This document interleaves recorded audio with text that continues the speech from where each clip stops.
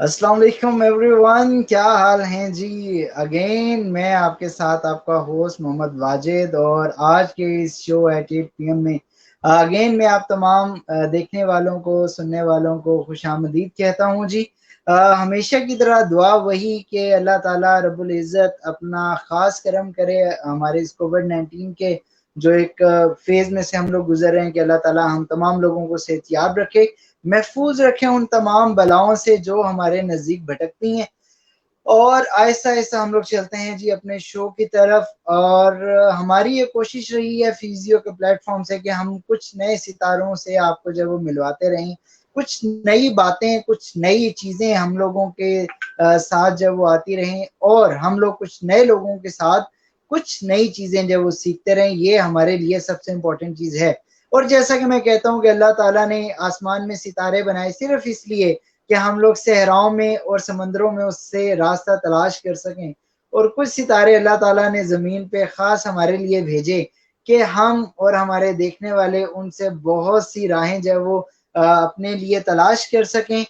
और हमारे साथ एक और सितारे आज मौजूद हैं, और उनका ज़िक्र मैं कुछ ख़ास अल्फ़ाज़ की तरह के तवज्जुह से जो वो करना चाहूँगा।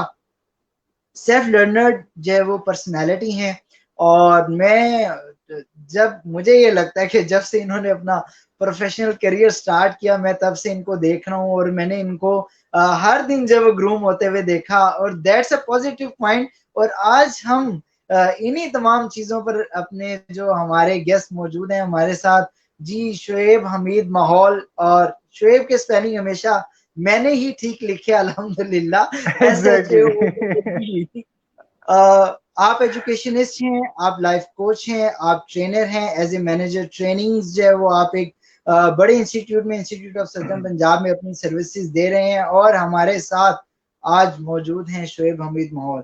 जी शुएब, कैसे हैं आप? Assalamu alaikum everyone. Well, thank you very much Wajid for such an amazing introduction. मुझे ये लग रहा था कि since we know each other so well, तो थोड़ा सा मुश्किल हो जाएगा आपके लिए मेरी तारीफें करना, but thank you.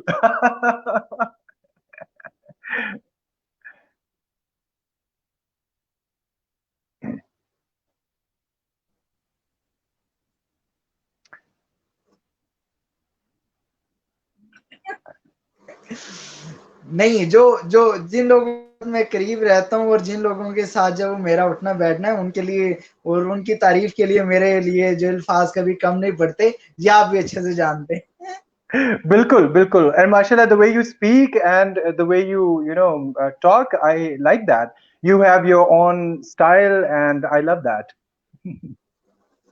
Thank you so much. आज का जो टॉपिक है वो बड़ा एक सेंसिटिव टॉपिक है, और हम लोग जो है वो उस टॉपिक के बारे में थोड़ी सी कुछ चीजें जो है वो मैं आपसे शेयर भी करना चाहूंगा। फिलोसफी इन एक्शन,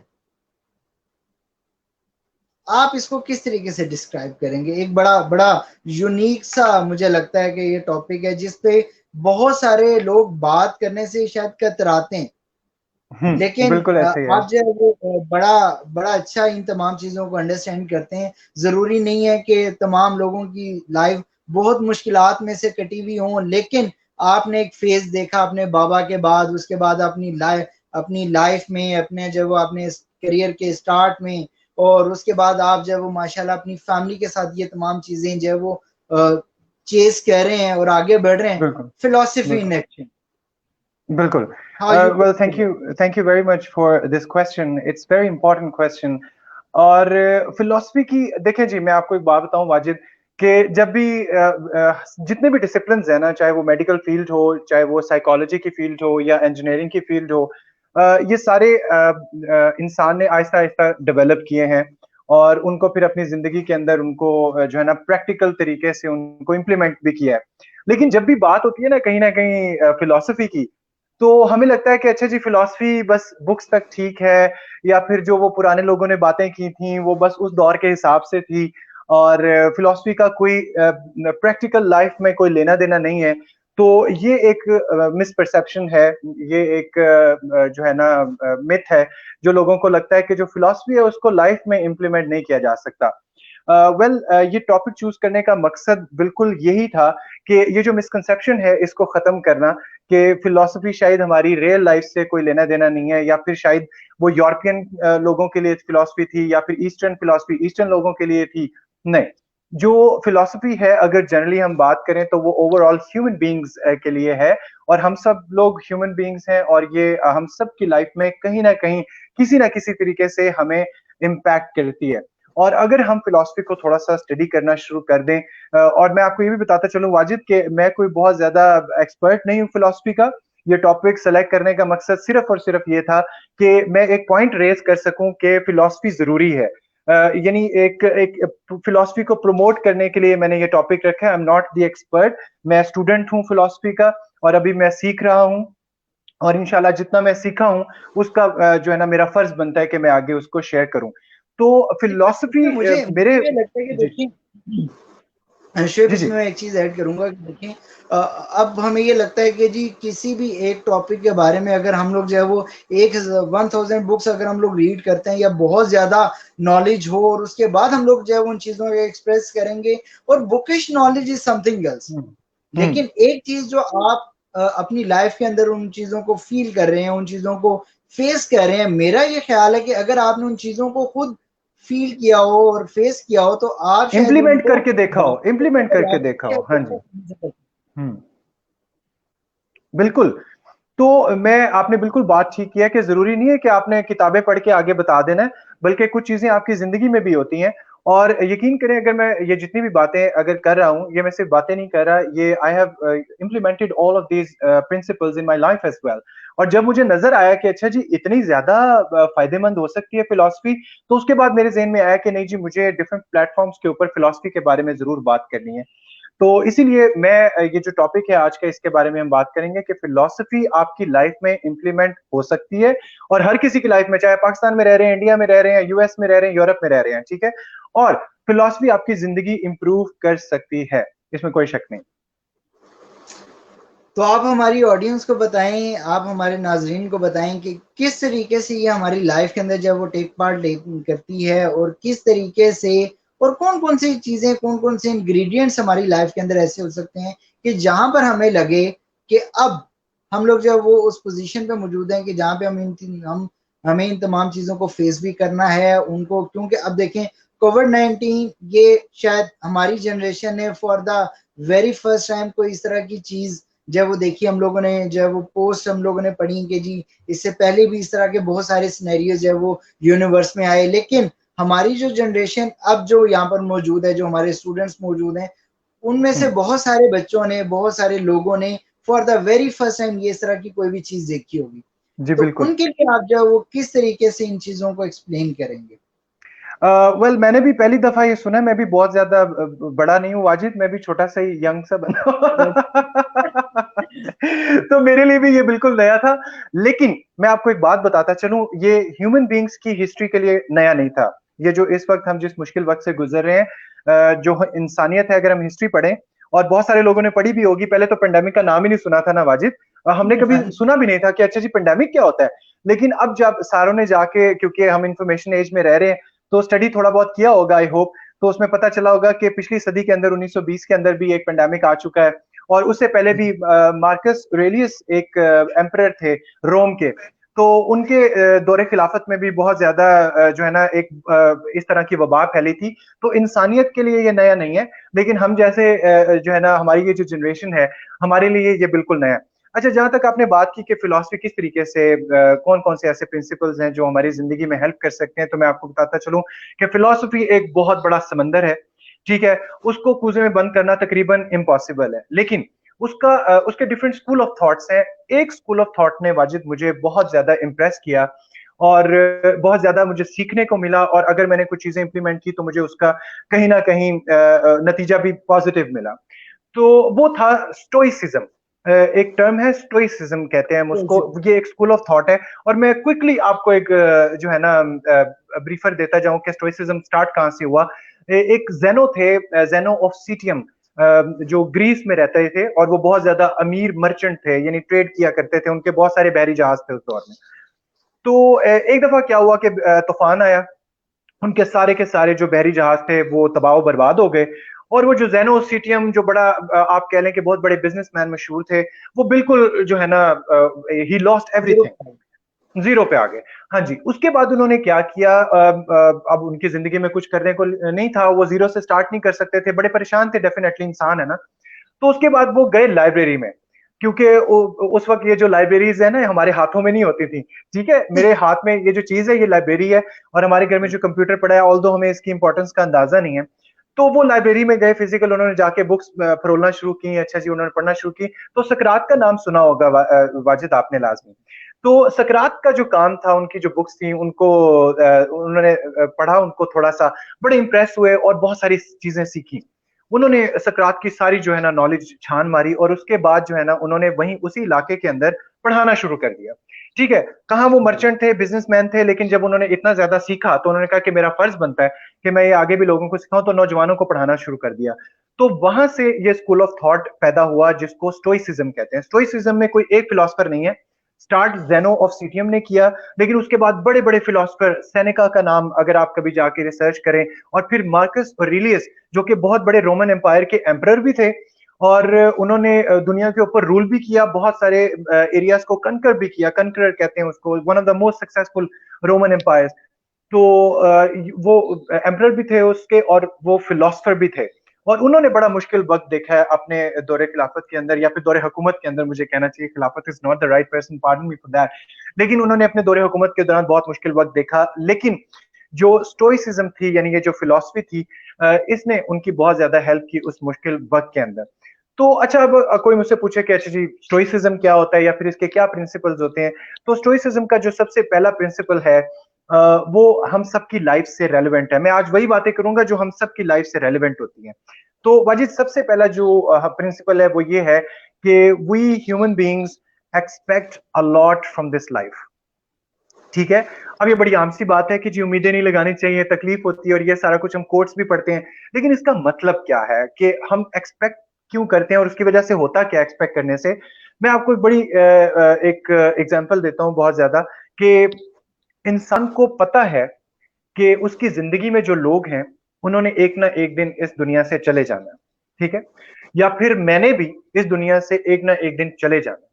तो जब खुदा ना खास्ता कोई शख्स इस दुनिया से जाता है, तो हम इतने ज्यादा सरप्राइज क्यों हो जाते हैं, या जब मुझे खुदा ना खास्ता कोई बीमारी हो जाती है तो मैं इतना ज्यादा सरप्राइज क्यों हो जाता हूं। उसकी रीजन ये है कि हम एक्सपेक्ट करते हैं कि शायद मैंने हमेशा जिंदा रहना है।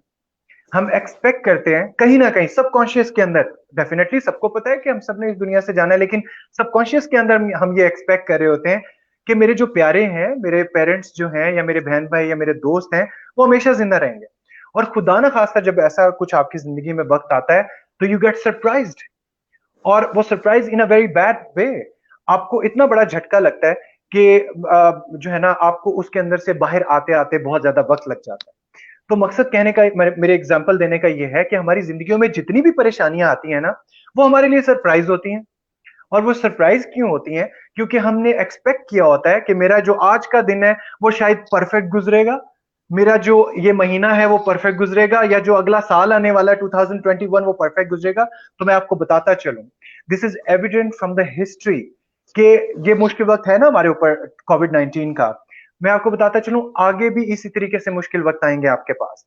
ठीक है, इसका मतलब ये नहीं है कि हम ना उम्मीद होके बैठ जाएं, लेकिन फिलॉसफी हमें ये कहती है कि हमें मुश्किल वक्त के लिए तैयार रहना चाहिए। फिलॉसफी हमें ये कहती है कि हमें इस चीज को एडमिट कर लेना चाहिए कि इस ये जो दुनिया है ये जन्नत नहीं है। इस दुनिया में किसी ने हमसे फेयरनेस और परफेक्ट सिनारियो किसी ने प्रॉमिस नहीं किया। इस दुनिया में मुश्किल वक्त आएंगे, पहले भी आए थे, अभी भी आ रहे हैं, और फ्यूचर में भी आएंगे। लेकिन उन मुश्किल वक्त का आपने रिस्पॉन्ड कैसे कर रहा है, ये आपके ऊपर डिपेंड करता है। ठीक है, ये फिलॉसफी हमें बताती है।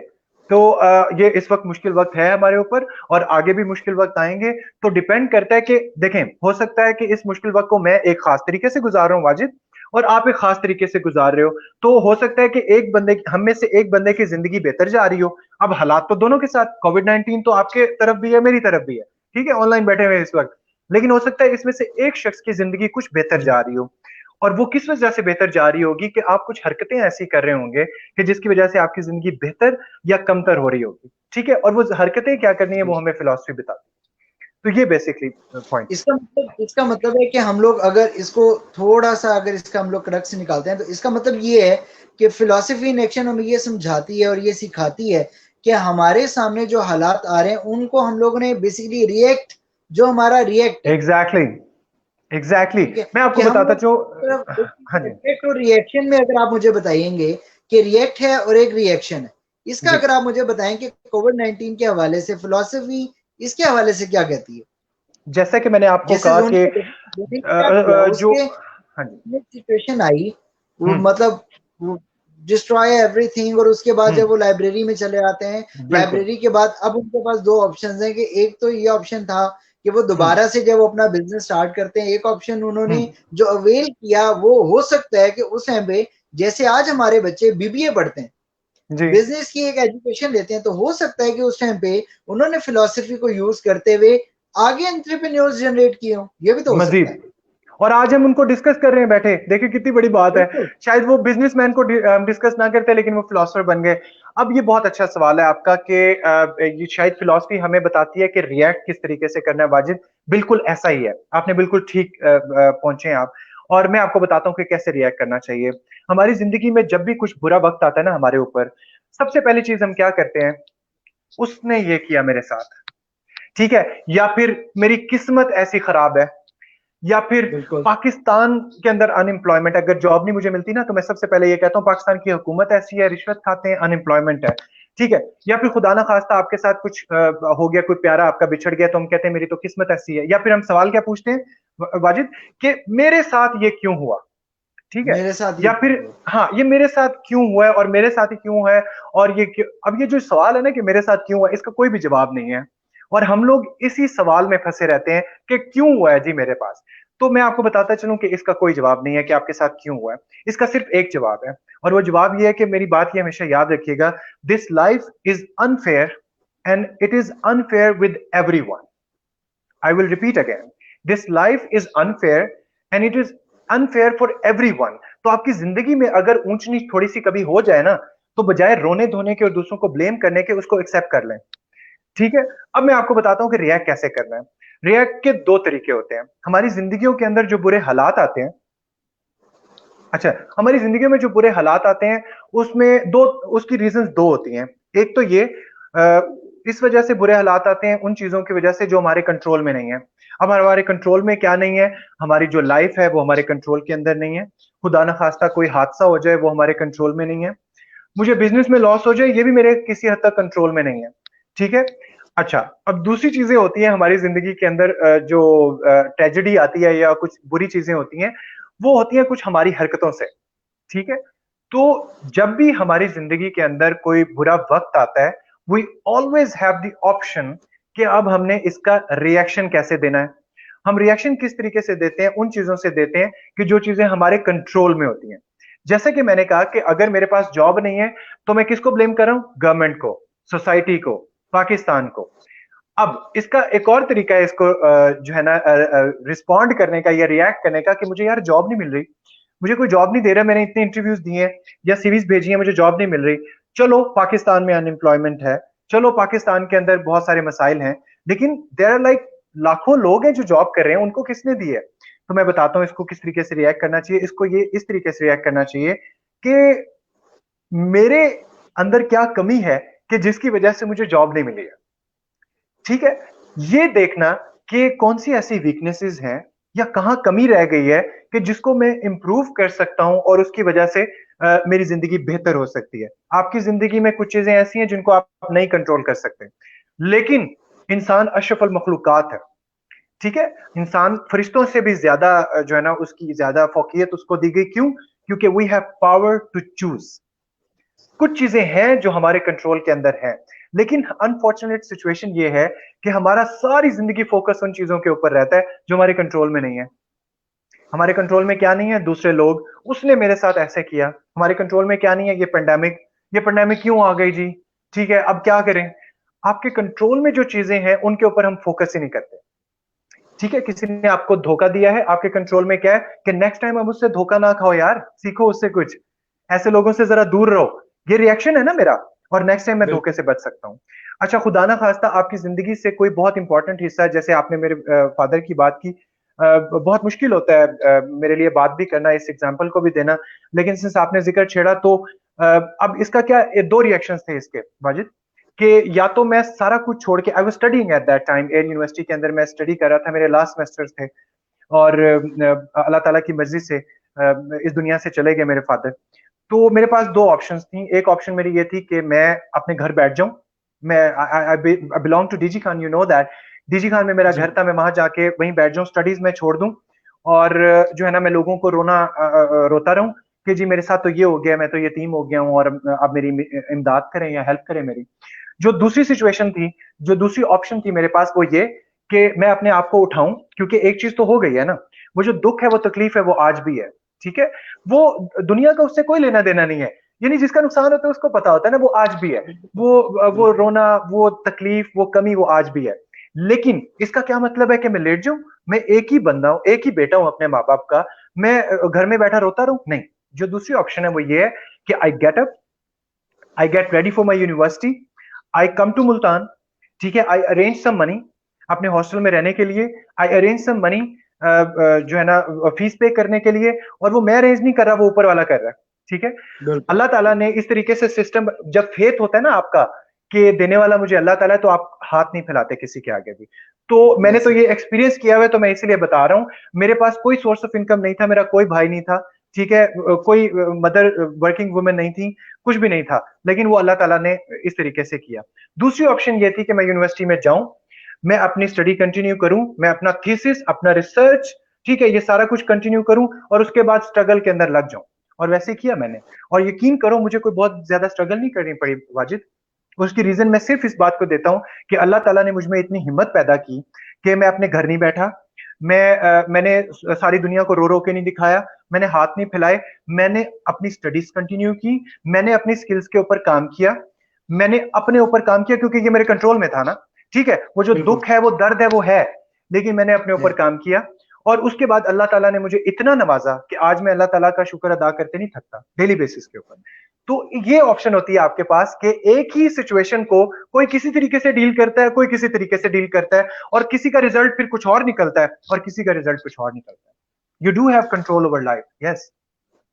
जी मैंने देखें, आप बहुत सारे बच्चों के लिए आप एक इंस्पिरेशन है, और नहीं, ऐसी बहुत कोई सारे बात नहीं आप है। नहीं नहीं बिल्कुल ऐसा I'm ही no है। one, हाँ। क्योंकि देखिए ये बात भी देखें, it's very hard to me literally, मुझे भी ये चीज अंडरस्टैंड करना कि शायद आज मेरे अपने जो मेरे साथ मौजूद हैं, आज मेरी हम्म। फैमिली जो मेरे साथ मौजूद है, हम्म। आज मैं हूं कल नहीं हूं, इट्स वेरी हार्ड। लेकिन टू एक्सेप्ट। हमें इस चीज को एक्सेप्ट करना है। वो आपने जो बिल्कुल। स्टार्ट में एक बात की कि that is the reality. This is और हम रियलिटी। लोग जो हम उम्मीद सरप्राइज रखते क्यों हैं होते हैं, people क्यों धाड़े को, मार के रोते हैं हम लोग? हाँ। और देखिए वो एक एक दफा कोरोना, मेरा ख्याल है कि वो शायद काफी होगा।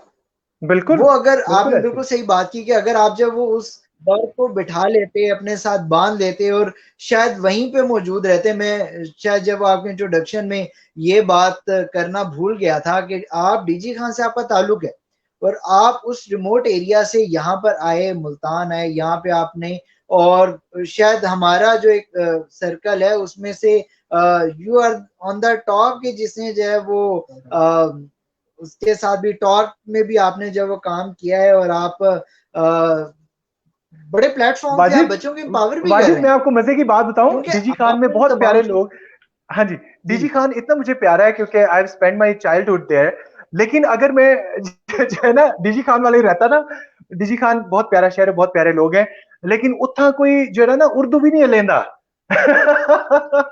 उतना सराय की गाल चल दी है। तो ये जो जितने मकसद कहने का ये है, नो मैटर आप कहाँ भी पैदा हुए हैं, आप कहाँ पे बढ़ रहे हैं, you always have the option to improve your self, to groom your self.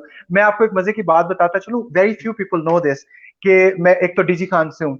दूसरी बात, वेरी फ्यू पीपल नो कि मैं एक बड़े मीडियोकर से स्कूल से पढ़ा हूँ, and very few people no कि मैं, मेरा जो कॉलेज है वो गवर्नमेंट कॉलेज था। तो पूरे डीजी खान के अंदर दो रीडर्स डाइजेस्ट मैगजीन आया करते थे, इंटरनेशनल मैगजीन था पूरे डीजी खान के अंदर। वो जिसे मैं लेने जाता था उसने कहा सर जी डीजी खान के अंदर दो रीडर डाइजेस्ट आया करते हैं, एक आप लेते हैं और एक डीएसपी साहब के घर जाता है। तो मेरा कहने का मकसद ये है, you always have the option to groom yourself, you always have the option to work on yourself, और ताकि बाद में मैं बहाने ना करूं, अच्छा मैंने मेहनत की होती, मैंने स्किल लर्न की होती, फिर खुदा ना खास्ता मुझे कोई खास कुछ भी ना मिलता, तो फिर मैं शायद मैं भी शिकायत कर रहा होता कि अच्छा जी मैंने तो इतना काम किया है, इतनी मेहनत की है, सब कुछ वो किया जो मैं कर सकता था, लेकिन जो है ना मेरा मुझे कुछ भी नहीं मिला इन रिटर्न। लेकिन ऐसा नहीं होता होता, हमेशा आपके हाथ में चीजें होती हैं, आपके कंट्रोल में चीजें होती हैं, जब आप उनको कर लो तो फिर उसके बाद आपको अल्लाह ताला नवाजता ही नवाजता है, इसमें कोई शक नहीं। अच्छा, ये मुझे बताइएगा कि इन जनरल अब इसको थोड़ा सा और आसान कीजिएगा कि जी फिलॉसफी इन जनरल हमारी लाइफ में कितना इम्पैक्ट जो है वो डालती है, क्योंकि आपसे मुझे बहुत चीजें जो वो सीखने को मिल भी रही हैं, और हमारी जो ऑडियंस है मैम साजिदा वो हमेशा हमारा जो सेशन है वो ज्वाइन करती हैं। Thank you so much ma'am, आपकी अप्रिसिएशन और ख़ास तौर पे शोएब भाई आपके लिए बड़े प्यारे वर्ड्स हैं उनकी तरफ से कि आप जो है वो हमेशा ऐसे ही जज़ाकल्लाह। मुस्कुराते रहें, ऐसे आगे बढ़ते रहें। और जो है इनका नाम मैम साहिदा का मैं स्पेशली इसलिए लेना चाहता था कि थैंक यू। इन्होंने हर सेशन जो है हमारा ज्वाइन किया, और इनकी तरफ से भी हमें बड़ी पॉजिटिव फीडबैक मिलती है। ये भी फिलोसफी में जो है ना वो आज मुझे ये चीज फील हो रही है कि हम्म ये भी चीज मेरे लिए एक पॉजिटिव है कि हम लोग इन हम्म। चीजों को बहुत बेहतर कर सकते हैं। लोग हमें हमारे साथ अटैच हो रहे हैं, उन लोगों को आगे लेकर चल रहे हैं। फिजियो जो है वो अपने बहुत सारे कनेक्शन जो है वो बना रहा है। इन हम्म। जनरल आप मुझे बताएं कि मैं आपको एक बात बताऊं, एक तो हम परेशान रहते हैं जब हमारी जिंदगी में परेशानियां आती हैं, ठीक है। अब अक्सर लोग मुझे कहते हैं कि माशाल्लाह से बड़ा खुश तबीयत है, बड़ा हंसता रहता है हर वक्त ना। अभी किसी ने लिखा हुआ था कि sir Shoaib is seems very happy. मैं उनको सिर्फ ये बताना चाहता हूँ कि यस आई एम हैप्पी, लेकिन ये मेरा फेस ऐसे ही रहता है अल्हम्दुलिल्लाह। लेकिन वाजिद, इसका हरगिज ये मतलब नहीं है कि मेरी जिंदगी में कोई मुश्किल वक्त नहीं आता या परेशानी नहीं आती। लेकिन जैसा कि मैं फिलोसफी को पढ़ता नहीं हूँ, उसको इंप्लीमेंट भी करता हूँ। It's the way you treat with life, it's the way you react to life, वो मैटर करता है, और उसकी वजह से आपकी जिंदगी आसान भी हो जाती है। मुश्किलात आती हैं, रोना भी आता है, तकलीफ भी होती है, लेकिन जिंदगी आसान हो जाती है, उसको ज्यादा घर नहीं करने देता। अब मैं आपको मजे की बात बताऊं कि कुछ परेशानियां तो होती है ना, हमारे साथ होती ही होती हैं वाजिद, लेकिन कुछ परेशानियां ऐसी होती हैं कि जो अभी आई भी नहीं होती, और उसके बारे में हम बैठ के परेशान हो रहे होते हैं। ऐसा होता है ना यार अभी। बिल्कुल हाँ ना, कि पता नहीं मेरी शादी कब होगी, मेरे बच्चे कब होंगे, उनका फ्यूचर क्या बनेगा, मेरा घर, मेरी गाड़ी, मेरा ये वो मेरा वो। यार जो इस वक्त कर रहे हो उसके ऊपर तो फोकस कर लो। यानी अभी यूनिवर्सिटी में हमारा स्टूडेंट होता है, उसको टेंशन लगी होती है कि अच्छा जी मेरी नौकरी कहाँ पे लगेगी। ठीक है, जब उसको स्किल्स के ऊपर फोकस करना चाहिए, वो सोच रहा है कि मैंने अच्छा जी कौन कौन सा रेफरेंस लड़ाना है और कौन कौन सी जगह पे अप्लाई करना है। नहीं, आपका फोकस इन चीजों पे नहीं होना चाहिए। Your focus should be on right now. मैं जो अभी पढ़ रहा हूं उसको मैं बेस्ट तरीके से पढूं। अगर मैं अपने दोस्तों में बैठा हूं तो मैं बेस्ट तरीके से एंजॉय करूं, फिर मैं कोई काम की बात ना करूं। और अगर मैं अपनी फैमिली के साथ बैठा हूं तो मेरा मोबाइल साइड पे होना चाहिए। ठीक है, मैं सिर्फ अपनी फैमिली से, अपनी अम्मा से बात कर रहा हूं, मैं अपनी बहनों से बात कर रहा हूं। ठीक है, क्योंकि मुझे पता है मुझे ज्यादा वक्त गुजारने को नहीं मिला अपने फादर के साथ ही, अल्लाह बख्शे उनको, वो बहुत ज्यादा बिजी इंसान थे, तो हमारा उनके साथ कोई बहुत ज्यादा क्वालिटी ऑफ टाइम नहीं गुजरा है। तो मुझे इसकी इंपॉर्टेंस का अंदाजा है कि ये जो घर वालों के साथ हमारा इंटरेक्शन है। मेरा कहने का मकसद ये है कि जो परेशानी आएगी ना, वो तो आएगी, तो देखा जाएगा। ठीक है, लेकिन अभी अभी के वक्त को तो आप बर्बाद ना करें। इसके लिए मैंने एक नोट्स लिया हुआ है वाजिद, मैं आपको पढ़ के सुनाऊंगा। स्टोइसिज्म के एक फिलोसफर है, उन्होंने बड़ी एक मजे की बात की, मैं उसको बताना चाहता हूँ, पढ़ के सुनाना चाहता हूँ। हाँ जी, एपिक्टेटस ने ये कहा था, आप अगर इनको पढ़ें तो आपको पता चलेगा कि इनका काम भी स्टोइसिज्म में बहुत ज्यादा कंट्रीब्यूशन है। अब इसको जरा गौर से सुनिएगा वाजिद, और जो जितने भी हमारे व्यूअर्स देख रहे हैं। एपिक्टेटस कहते हैं कि I have to die, if it's now, well then I die now, if later then now I will take my lunch, because it's time for the lunch. अब इस बात को समझें आप, कि मरना तो सबने है यार, आपकी जिंदगी में मसले आने ही आने हैं। इसका ये मतलब नहीं है कि इस वक्त जो आप जैसे मैं इस वक्त सेशन कर रहा हूं, अब अगर मैं बैठा सोच रहा हूं कि अच्छा जी सुबह क्या होना है, मैंने लेक्चर देना है, मैंने फलां क्लाइंट को काम देना है, ठीक है, या फिर जो है ना जो भी आपकी जिंदगी में मुश्किलात हैं उनको आप सोचते रहें, तो फिर इसका मतलब है कि ये जो वक्त है उसको आप जाया कर रहे हैं। ठीक है, तो हमारी कुछ परेशानियां तो है ना जो हमारी जिंदगी में आती हैं, उसका मैंने आपको बता दिया कि आप उनको एक्सेप्ट करें सबसे पहले, और एक्सपेक्टेशन रखा करें कि ये जिंदगी हमेशा ऐसे नहीं जाएगी, ये जिंदगी ऐसे ऐसे ऐसे ऐसे ऐसे जाएगी। ठीक है, और you need to be strong enough and you need to expect कि आपकी जिंदगी में कुछ ना कुछ बुरा होगा, लेकिन आप देखें, फिलॉसफी हमें ये बताती है कि जिंदगी में बुरा कुछ ना कुछ जरूर होगा, लेकिन आप उसके बावजूद बहुत अच्छा कर जाएंगे। ठीक है, आप उसके बावजूद स्ट्रांग रह जाएंगे और आप उससे गुजर के चले जाएंगे। लेकिन दूसरी बात मेरे भाई और बहनों, वो परेशानियां जो अभी आई ही नहीं है, प्लीज उनके बारे में परेशान होना छोड़ दें। आपका जो प्रेजेंट है ना, उसके अंदर अपना 100% लगा दें। अगर आप पढ़ाई कर रहे हैं तो आप 100% पढ़ाई करें। अगर आप इस वक्त सेशन में शोएब उम्मीद मोहल को सुन रहे हैं तो आप 100% शोएब उम्मीद मोहल को सुने। अगर आप पर मैसेजेस करते हुए आपने ऐसे नहीं कहना कि अच्छा अम्मी जी जी जी बिल्कुल, आपने ऐसा बिल्कुल भी नहीं करना। ठीक है, और वाजिद रजा, दो वाजिद रजा मुझे इस टाइम नजर आ रहे हैं। तो कहने का मकसद ये है कि अपना जो नाव है उसको खराब ना करें अपने आने वाले कल की वजह से। और अगर आपकी जिंदगी में कोई मुश्किल वक्त आता है तो उसको एक्सेप्ट करें और उससे जितनी जल्दी हो सकता है उससे बाहर आने की कोशिश करें। मैं आपको एक मजे की बात बताऊं कि नोबडी केयर्स इस दुनिया में ना, nobody cares how you feel today. ठीक है जी, मेरा तो दिल नहीं कर रहा, मैं तो बड़ा डाउन हूं आज। ठीक है, विद ड्यू रिस्पेक्ट, हमारे जो आजकल के यंगस्टर है ना, वो थोड़ा सा मेंटल हेल्थ को लेके ओवर कॉन्शियस हो जाते हैं। Mental health is very important, मैं खुद बड़ा काम करता हूँ मेंटल हेल्थ को सपोर्ट करने के लिए, लेकिन मेरा तो दिल नहीं कर रहा आज, मेरा तो मूड खराब है, या I don't feel like doing it. Well, nobody cares how you feel today. If you are not going to do it, somebody else would। ठीक है, तो अगर आपका दिल नहीं कर रहा है या you don't feel like doing it, nobody cares. अगर आप नहीं करेंगे तो कोई और कर लेगा, और वो जो जितने भी रिजल्ट्स मिलने थे वो किसी और को मिल जाएंगे, वो कामयाब हो जाएंगे। तो कल आपने ये शिकायत नहीं करनी कि मुझे कामयाबी नहीं मिली है। ठीक है, तो ये हमेशा, इंसान अशरफुल मखलूकात है। There are things which are not in our control and there are things that are in our control. तो हमें फोकस किस चीज के ऊपर करना चाहिए? जो हमारे कंट्रोल के ऊपर है। और बहुत सारी चीजें हमारे कंट्रोल में है। मैंने खाना क्या है, मैंने सुबह कितने बजे उठना है। ठीक है, ये जो अगर मैं 11 बजे तक सोता रहूंगा तो ये किसका डिसीजन है? मेरा डिसीजन है। मुझे अपनी रूटीन सेट करनी है। अगर मैं जंक फूड खाऊंगा, अपनी हेल्थ का ख्याल नहीं रखूंगा, किसका कसूर है? मेरा कसूर है। आई हैव द डिसीजन कि मैं हेल्दी फूड खाऊं या फिर मैं जंक फूड खाऊं।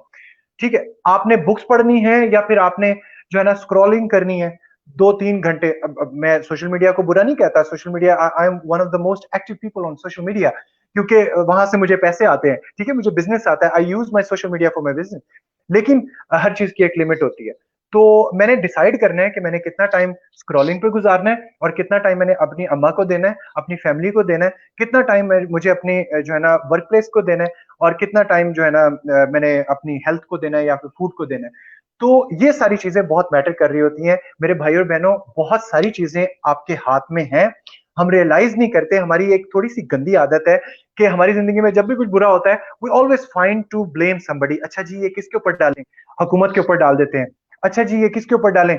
मैं अपने दोस्त के ऊपर डाल देता हूँ। अच्छा जी, किसके ऊपर डालें? किस्मत के ऊपर डाल देते हैं। ठीक है, मेरी तो किस्मत ही ऐसी है। तो अगर हम ये सोचना शुरू कर दें कि मैं अशरफुल मखलूकात हूँ और खुदा ताला ने मेरे हाथ में भी कोई डिसीजंस दिए हैं, और अगर मैं उनको ठीक कर लूं तो हो सकता है मेरी जिंदगी बेहतर हो जाए। जन्नत नहीं बनेगी, मुश्किल आएगी, परेशानी आएगी, लेकिन आपकी जिंदगी बेहतर हो जाएगी।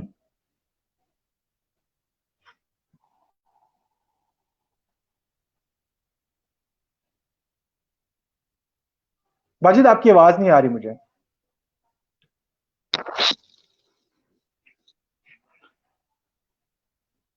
आपकी आवाज नहीं आ रही मुझे। I can't hear you.